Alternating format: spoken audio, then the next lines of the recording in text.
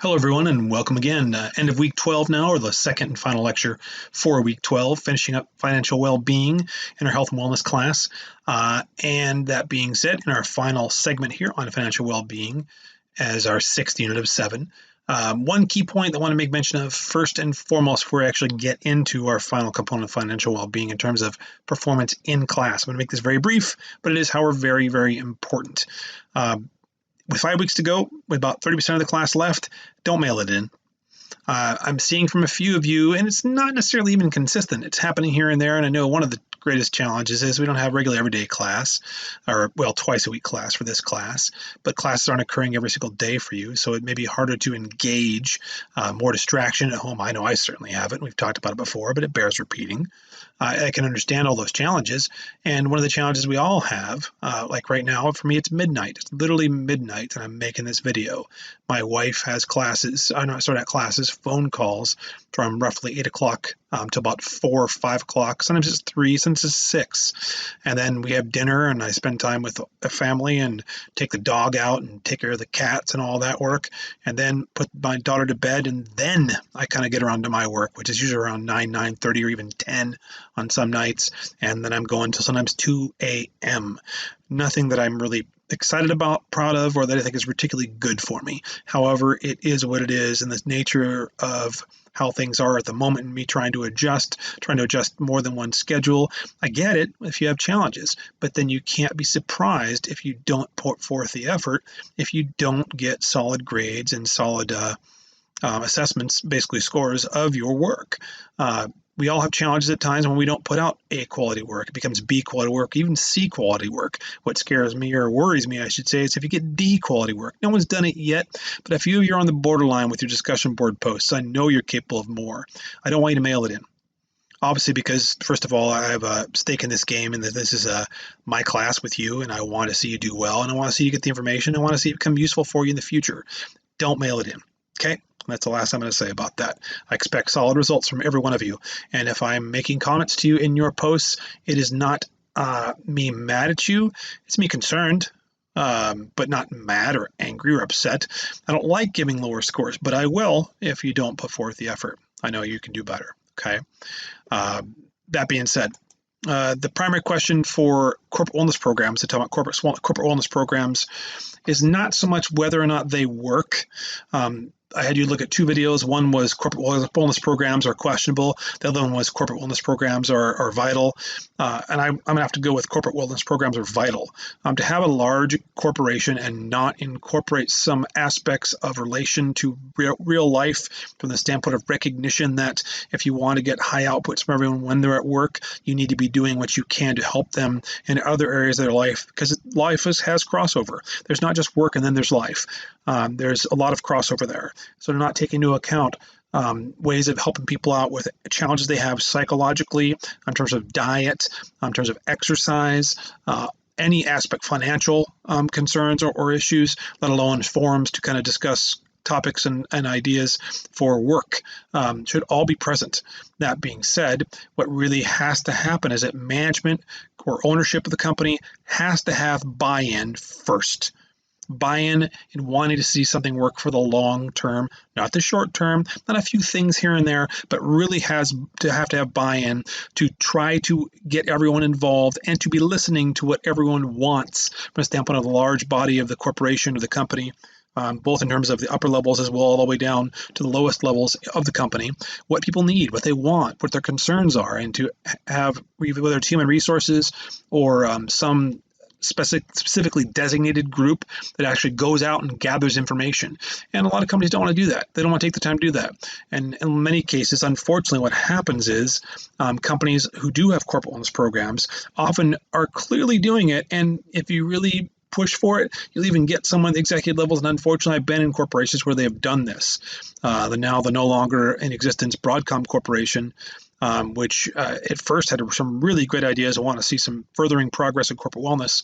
And then what they seemed to really want was to have the image of a program, having some nice gyms, but those gyms, and they were nice, just saying they're there, so people should go use it, not have specific programs and classes in place, or significant extensive efforts made to really go out and have an outreach program to be able to help people beyond expectations of you need to go out and search for somebody to help yourself. And they got better, like all programs do, with ebb and flow there. But there's some concern sometimes that some wellness programs are more for publicity, to say, hey, we have a corporate wellness program, we got a great gym here, as opposed to we have a significant interest in your overall well-being because it also benefits us. Not as a company, not just you as an individual. And that's what has to happen for a corporate wellness program to work. And that's really what hopefully is a key takeaway from the idea of incorporating some things we've been talking about from a wellness standpoint, well-being standpoint, as we refer to it, into a corporation or a company.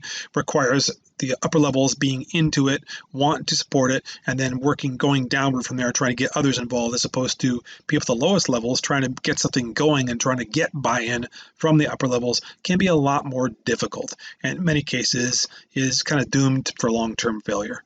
Or set for long-term failure. We don't want to see that be the case. So if you're really interested in ever being in a company and seeing something getting going, you got to start from the top and get them involved. And of course, gathering information that really gives you a clear idea of what's really needed, not just a blanket, here's how it goes, right? That said, not all debt should be viewed the same. Secured debt is basically when a lender supplies you with cash value of a purchase. It's a home loan, it's a car loan. When you go out and buy a car, if you don't keep paying on that car, they can take the car from you. If you get a home, then so there's a company that's lending you that money from the get-go. That 400,000, 500,000, 600,000 went up and up and up and up, right? Or lower. But that said, they're putting the money out there. They're saying you got to pay this much back per month, and then if you fail to make payments after so many payments, we can take the home back. We can take the car back from you, and it has happened to people who have overextended themselves with basically payments that they can't afford. And you can get into, to some extent, some of the ethics of some of the companies who allow lending for, or whether the people, or the place of getting your car, or who you're getting your home from, or the lender that takes on the loan, whatever the case might be. Maybe they should be not taking on, because people have a high probability of defaulting and then losing their car or their home, or some other asset of secured debt. But the fact of the matter is, it's kind of on the person who's going into the debt to get that car or that home to understand that's their responsibility. Now, that being said, there's always the downside of someone who's kind of underhanded and tells you can afford something that you can't. But there's got to be some, I believe firmly, that there has to be, that you being the buyer have to be able to go out there and understand that's a lot of money you're putting out there. You have to know if you can handle this, not just assume the person that's telling you that here's a car for you, a home for you, you can afford this. They need to go out there and make sure they can in fact do so. That being said, it's secured because there's an asset behind it, and you will lose the asset if you don't pay it. This is also, however, the area of debt that has the least effect on your credit rating. So it's actually referred to as, because it's actually an asset, even though if we're talking about a car, it's a depreciating asset, typically speaking, almost always, not always. It depends on the value of the vehicle. And there's some vehicles that maintain high values well past the point of you paying them off and you have them around for a long time. They become a classic car, something that's of value, so the value may actually go up. But in most cases, a car is actually more of a depreciating asset. Whereas a home, depending upon where you buy the home, how nice the home is, how well you keep it up, whatnot, over what is typically a 15 to 30-year loan, it can be less. You can pay it off faster than that. That being said, that is typically at least some appreciation over the life of the loan. From the time standpoint of cost of living and cost of buying homes and homes in the area, you tend to make money to some extent on homes. It's not always the case. I had a place in Palm Springs that I purchased in 2004 for $160,000, a condo. And then I had to offload it 12 years later, 2016, because I just couldn't handle the ridiculous high HOA costs, homeowners association costs, which go with some homes, and the $1,000 a month payment on what was that time a variable interest rate loan. Even though I could have gotten some refinancing and redone the loan again, it still was losing money for me. And to this day, now we're at 2020, it still has not gotten back up to the point that it was 16 years ago. Some areas where economies become depressed for homes, you just don't do well. Whereas in other areas, like some areas of Orange County and many areas of Southern California, you actually see appreciating assets. So there's that benefit too, with some secured debt. That said, unsecured debt has nothing to do with you losing an asset. There's no asset backed behind it. The company has taken on some risk here, significant amount of risk. Consequently, unlike a home loan, which tends to vary interest rates in the best years around 2-3% at ridiculously low interest rates, and actually back 30 years ago, 30, 40 years ago, home loans were actually 10-15%. Now they're like 4%, 5%. People talk about being higher end sometimes, some years with interest rates for loans for homes. Cars tend to be somewhere in that 5, 6, 7, 8%, although they can vary and be lower as well. But a credit card, it's unusual to be finding too many credit cards other than the introductory periods where they give you a 0% interest rate for the first year or whatnot, or for a year or 18 months, some of the typical promotions that try to get you to buy credit cards. But then, of course, if you don't pay it off, all of that interest for the first 18 months that you had that card is all going to come back to you. And you have to owe interest in all those previous 18 months because you didn't pay that full debt off before the end of the promotional period. And that does happen to an awful lot of people. It certainly happened to me. All the best intentions, it didn't come through, and that unsecured debt comes back to get you. And that's also why the interest rates are very, very high, can go up as high as 30%. Pretty high for a credit card. It can go that high, and I've had credit cards in the past get that high.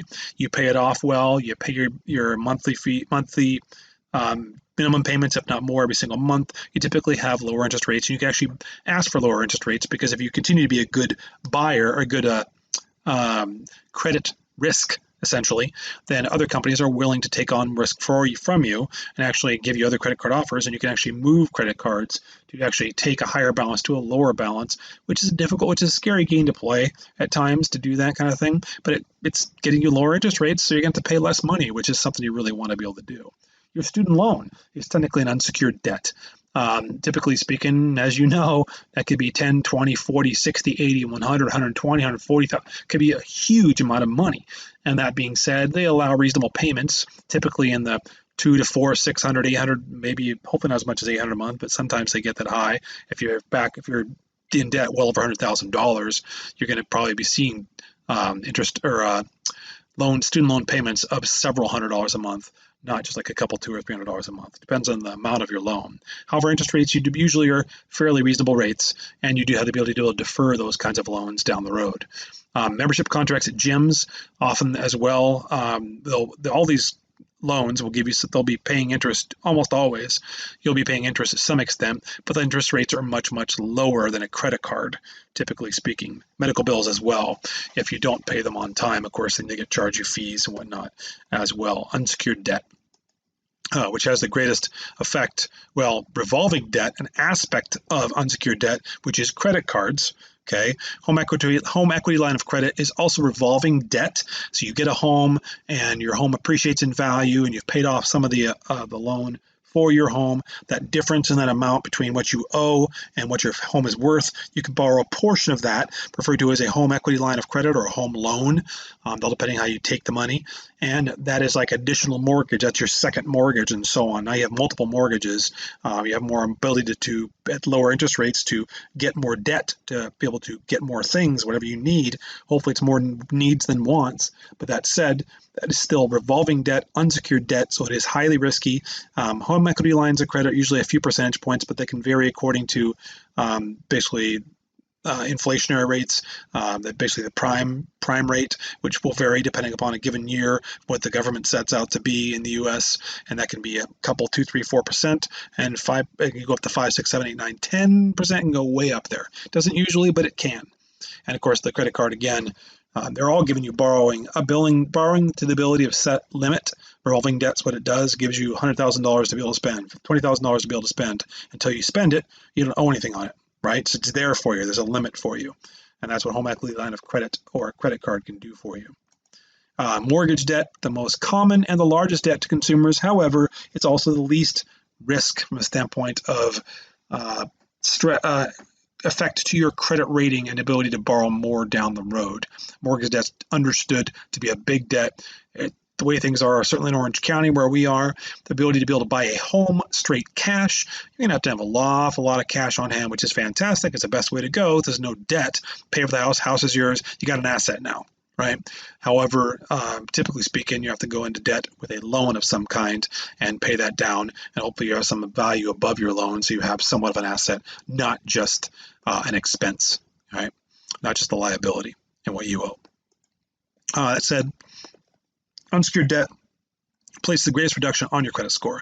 It'll affect you most with the credit score rating because it is unsecured and interest rates are high. You are a high risk, and the higher risk you are, the higher interest rates. The higher interest rates you are, the harder it is to be able to pay money back. Consequently, the likelihood is you will not get future debt financing, which is bad if you're already really in debt and need to get more debt to get yourself out of debt because you're not making enough money. It's a difficult situation to be in. We'll talk more about that in a second. In terms of your income versus your expenses and your budget, never mind exactly why some of my PowerPoints have where something pops up out of alignment there. Sorry about that. For those of you wanting things, see things linearly. Income versus your expenses and your budget, which comes first? Well, certainly you can have expenses, but if you don't have any income to match that, well, you're just going to be in dire straits very, very soon, and you'll be lucky to not be bankrupt, which is a place, to be really honest, you don't want to go. Bankruptcy allows you to dissolve some debt, basically absolves you of some debt, not all debt. Student loan is one of those debts you cannot be absolved from by going to bankruptcy. Credit card debt you can. And home mortgages, you can. You'll lose the asset. Anytime you have a secured debt and you go into bankruptcy, you can be not held liable for the rest of that loan, potentially, but then you will lose the asset completely.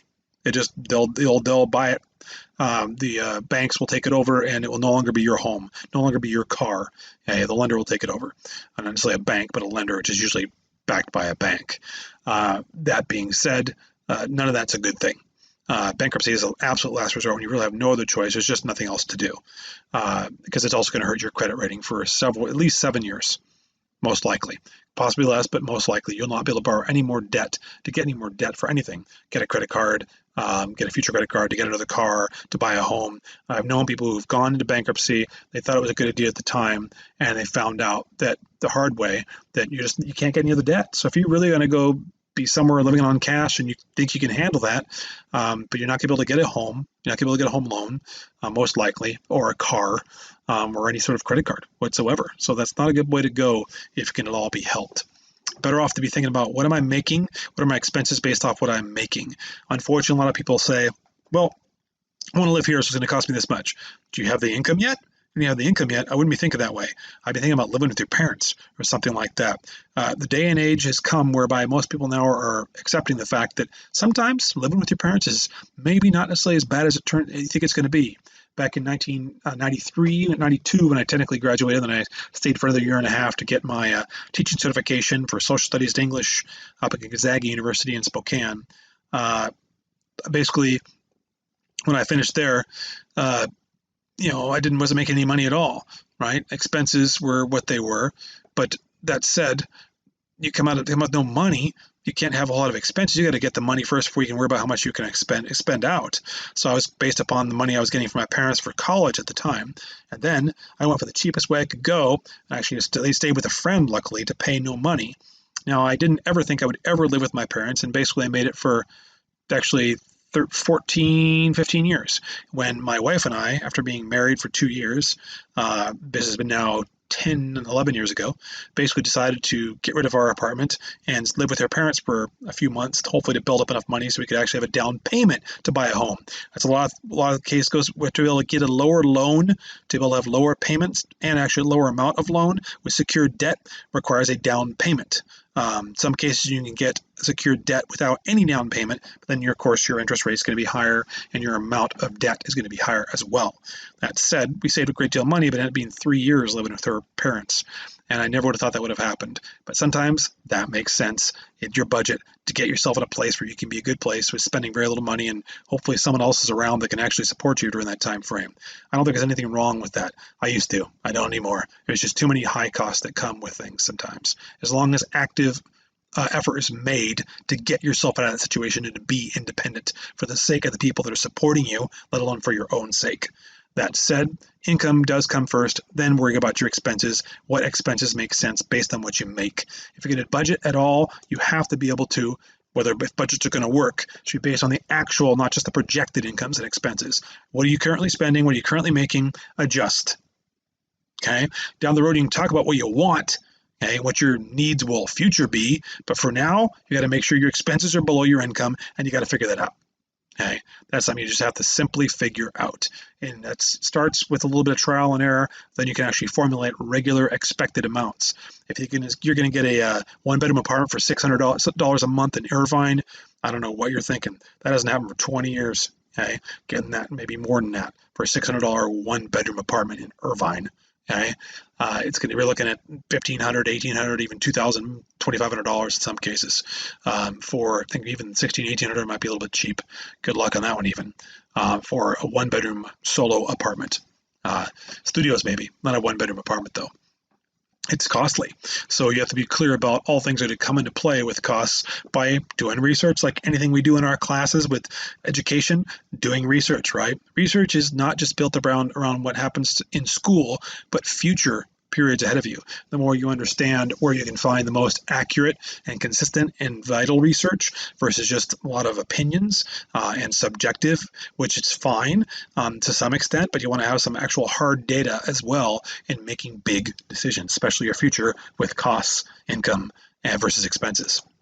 That said, your credit rating itself, we talked about this for a moment before here, talking about your debt, how much debt you have. If you have zero debt, no debt whatsoever, you're going to have a very low credit rating.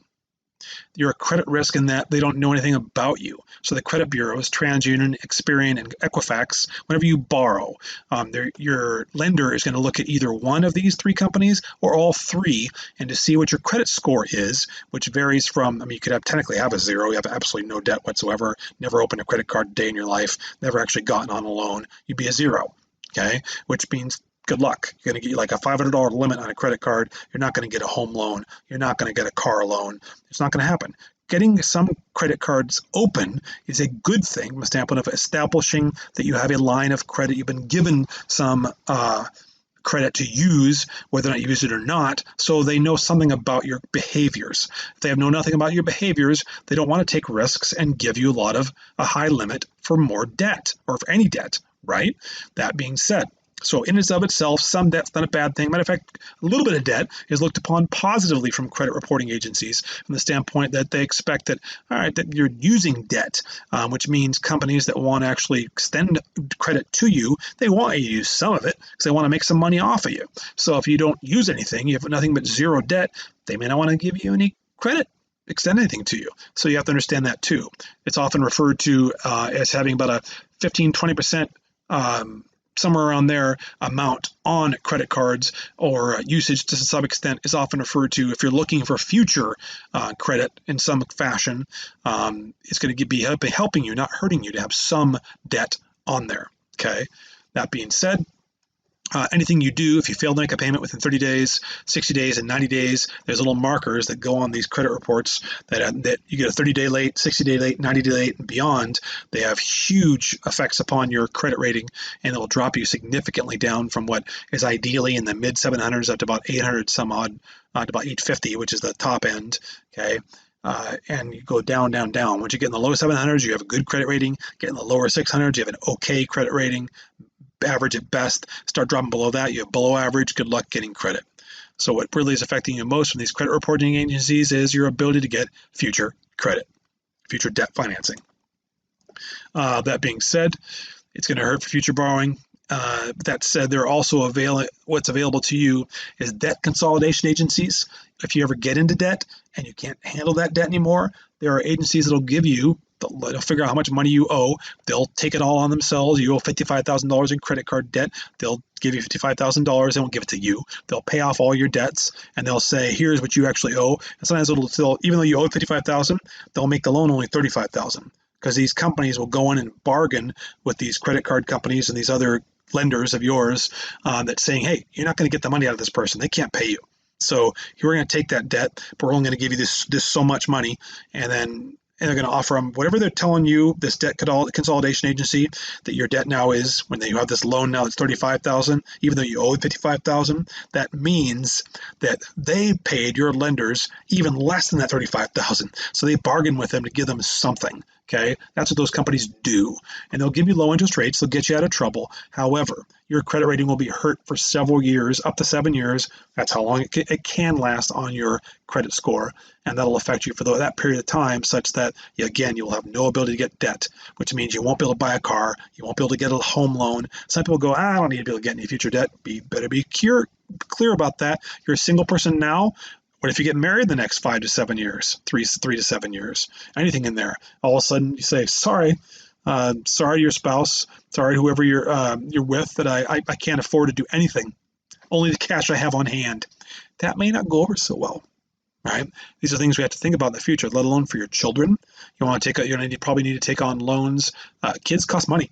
I have a 4-year-old, and I can tell you right off the bat, between the average monthly for schools, for daycare or schools or private schools, let alone the cost of living and having a larger home or dwelling and food costs. Just ask your parents, right?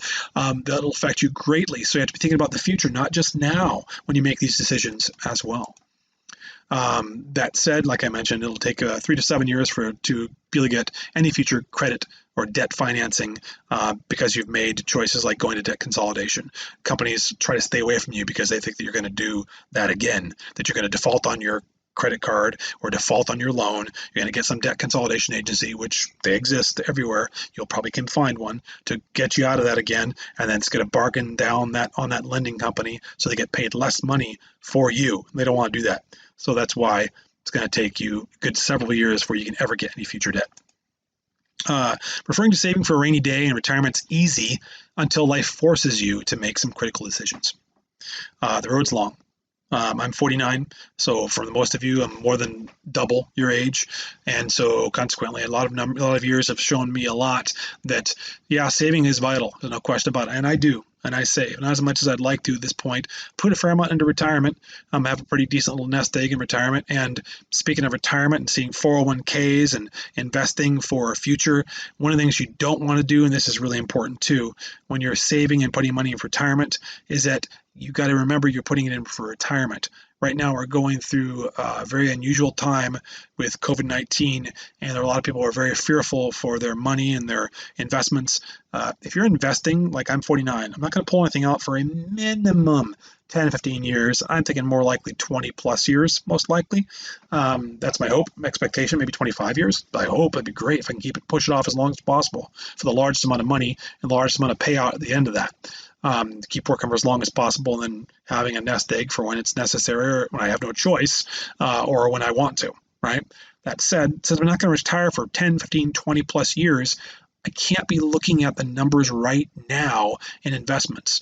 When I knew people back in 2004 or 5, when the bottom fell out of the real estate market and all their investments went down by 2/3. So if you had $100,000 in an account, now you had $20,000, $30,000 in your account. Okay, that'll scare the living heck out of you.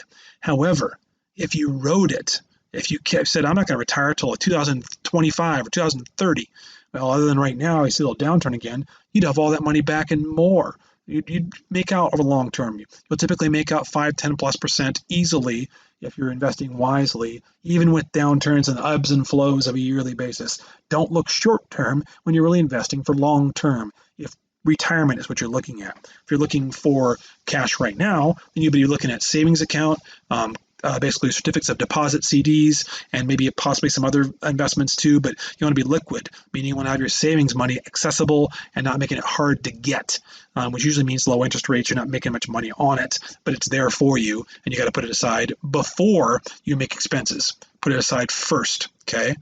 Pay yourself first, as we say for retirement calculator. If you make $3,000 a month and you want to put $200 a month into your retirement account, which is basically you're putting aside about 7% of your net income, if that's your net, or it's your gross, if that's you make gross income wise, it's best to pay yourself first to make it automatic and make an automatic withdrawal. Some companies put this in place for you, can make it happen without ever seeing the money. It's like you're even making the money, even though it's getting put into account for you. Highly recommend you do that. Don't let yourself ever see it, because you'll find a way to spend it. Most people will. Find a way to make it automatic, to get yourself paid first from the standpoint of that money that comes to you. You don't even see it, put it away, and some of it goes into account. You forgot you even had it, which is until you look at that account for your retirement, you go, oh, it's making serious money because you're putting it away first. Okay. Hopefully it gives some clarity, some ideas with debt financing, the concerns with saving and ideas around saving, as well as retirement, okay, and budgeting.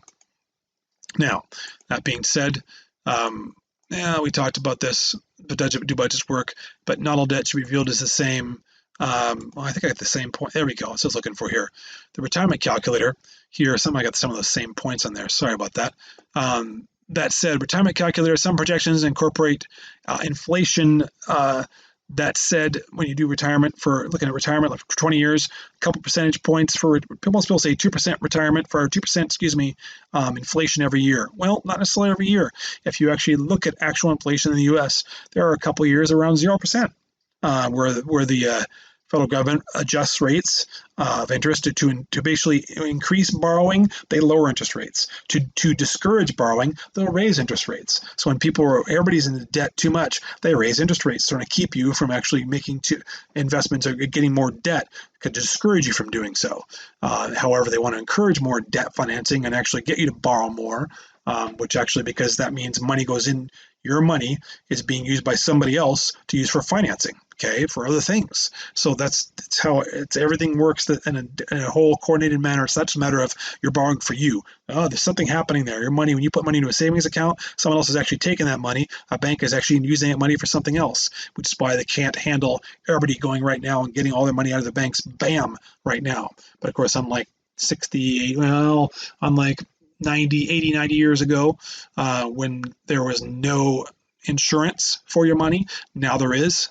The FDIC basically insures your money up to $100,000 per account, which is why if you're making a lot of money or have a lot of money to put away, do not put more than $100,000 in any given account if you want to make sure it is covered insurance-wise and guaranteed to be paid back to you.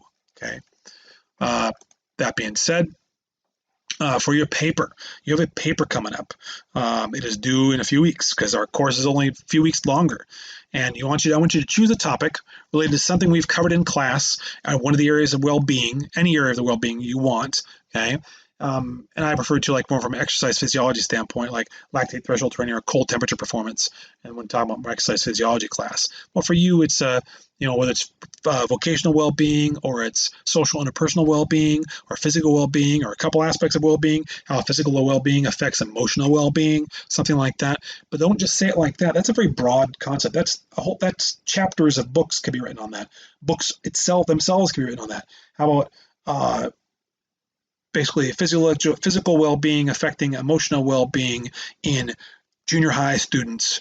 That's a little better, right? In junior high students in relationship to potential future health, something that's the more narrow you can make it, so you can still find research, which is what I want you to do this right now. You find an area that's interesting to you, start looking up research on it. Can you find enough of what you're looking for? Is it so broad that I'm going to read your paper and other people want to read your paper and go, you covered a little bit of what's really a big topic. You don't want to do that. Or you have such a tiny topic, you couldn't get much information. So then you have a hard time finding anything. It sounds like you repeat yourself all throughout your paper. You don't want that either. Okay.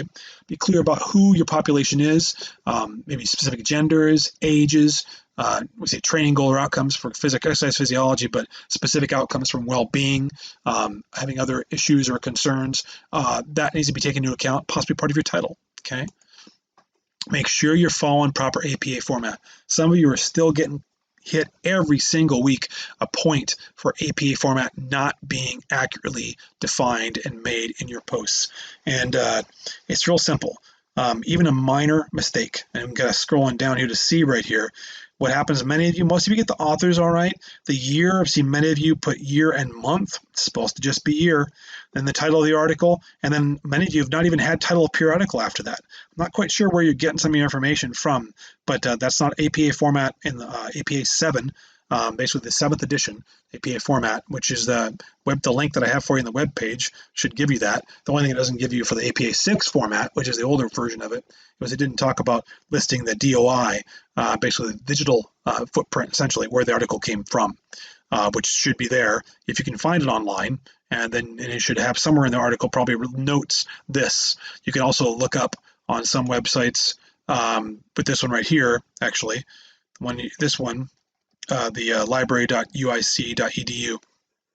What is a DOI? How do I use them in citations? That specifically can help you figure out how to get the DOI number to be able to get that direct link so that someone can click on it.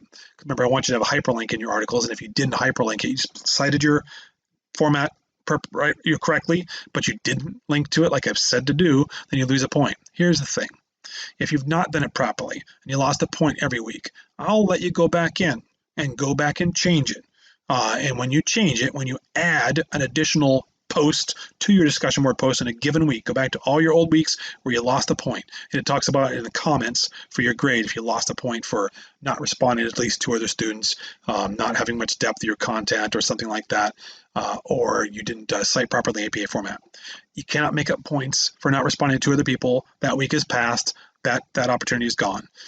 Citing APA format. I want you to learn from this because I want you to cite properly in APA format. The whole concept of class, in my opinion, is to learn. So if there's opportunities whereby I can allow you to go back and it's reasonable to do so, to give you credit where other people may not have done it, they've done it in the first place, you haven't. I don't want to give you the opportunity too much to get something that other people already did. Why don't they get the benefit? You get the benefit to be able to go back and do it. Hopefully you understand this, that's kind of a challenging thing to be looking at here. I will allow the APA format.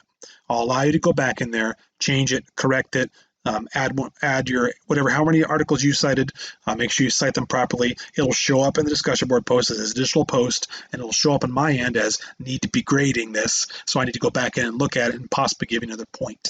1 point for citing properly in APA format, or if you didn't cite at all. Okay.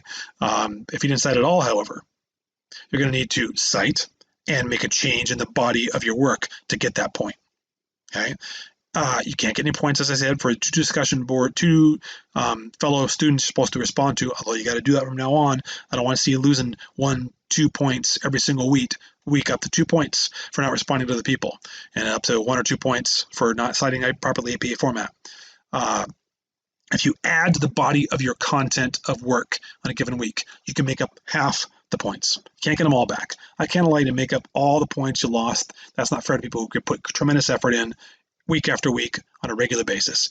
And not to embarrass anybody, but I'm going to put it point blank right here for this class for health and wellness. Look consistently at Maddie's, sorry Maddie if I'm embarrassing you, Maddie's posts that are consistently in depth, consistently cited properly, consistently responding well in a quality manner, in depth, not 1 or 2 sentences to other people, but several sentences. Not every single week, not perfect every week, nobody is, but she's been the most consistent, and several of you have done that on some weeks versus others. Just the consistency has not been there as much. That being said, you're all capable, and you know if you've gotten 18, 19 point weeks in a given week, you've been there, right there. If you have questions, let me know, but that's what I would look at. Make sure you cite properly. You can go back and make changes, make some points up. You can't get them all, okay? But get your paper going, get moving on that. Email me if you have questions or concerns. Otherwise, week 13 coming up, and I will be talking more about your final project, which is in 4 weeks that it's due. 5 weeks, really. It's due the finals week, okay? It's actually really going to be due by 5-6 Wednesday, the middle of the week, what would normally have been finals week without finals, right? We're not going to be having live finals, obviously. And I want you to be calling this the Wellbeing Diet. You can choose another title. I don't care what title you choose for your final project. This is your final exam. You can have our weekly exams. We got 1 paper, got our discussion board posts, and you got your final project, which is like your final exam, okay? And it's a project with not only written guidance for future you, meaning hopefully you're writing this for you for the future to pull this thing out, like your Bible, so to speak, on overall well-being, right? For you to follow in the years to come. You look at it going, God, these are some good ideas. I remember we talked about this in classes. I'd forgotten about this kind of stuff, that kind of thing. Or to hand to somebody saying, hey, here's what you should be doing to keep yourself healthy as a whole. That's fantastic stuff right there. Maybe it's going to be so good, you should get it published somewhere. Wouldn't that be fantastic? That said, that's your job to do for your final project, or anybody you work with, or someone you might be working with from a standpoint of actual work, or just want to help. And you want to be talking about consistent well-being, achievement, how to get there in all 7 areas discussed in this course, and using charts and graphs and images, not just a bunch of written information, would be ideal in this situation. We'll talk more about that, but that is your final project. Okay. Have a good rest of your week. Email me or call me if you have questions, and we'll talk to you again in week 13.